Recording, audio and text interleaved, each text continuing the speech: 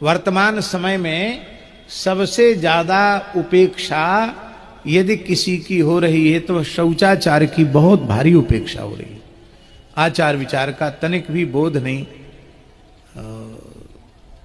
जितना संभव है उतना भी लोग नहीं कर रहे हैं। बहुत सी चीजें हैं वो आज के परिस्थिति में कम संभव हैं, लेकिन जितना संभव हो उतना तो करें। अब मजबूरी हो गई शौच के बाद मिट्टी से हैंड वॉश से हाथ धोना, लेकिन मिट्टी का प्रयोग कितने लोग करते हैं?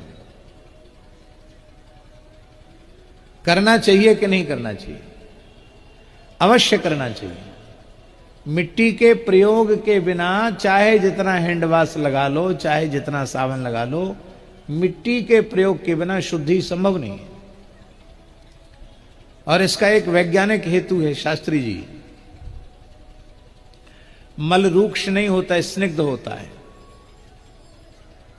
और कुछ न कुछ स्निग्धता हाथ में रही जाती है, और मिट्टी से ही वह स्निग्धता समाप्त होती है। इसे बिना मिट्टी के संभव नहीं। हम तो कई बार अपने मन में सोचते हैं कि अपने छात्र जीवन में, विद्यार्थी जीवन में जैसी सुचिता हमारे में थी वैसी अब साधु जीवन में नहीं है। खुले में जाना क्रिया के लिए और कम से कम 3.5-4 किलो पानी लेकर के शौच के लिए जाना, और वहां से बढ़िया आधा कमंडल मिट्टी खोद के लाते थे, बढ़िया उससे खूब शुद्धि करते थे। खुली नाली, चाहे जितनी मिट्टी बहाओ, कोई संकट ही नहीं। पैर में, दोनों पैर में लगाओ, हाथ में लगाओ, पात्र में लगाओ। अब ऐसे बाथरूम बन गए हैं कि उनमें आधा कमंडल मिट्टी आप लगाओगे, एक सेर मिट्टी लगाओगे तो थोड़े दिन में लोग हाथ जोड़ लेंगे, महाराज पेड़ के नीचे रहो, अब घर में रहने की जगह नहीं।